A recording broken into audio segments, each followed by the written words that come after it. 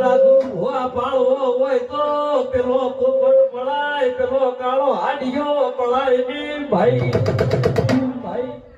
પૂજવી હોય તો એવી માતાયું પૂજો હોય એ વીર ભડ પેલા ઝોટના ધમાતા પૂજાય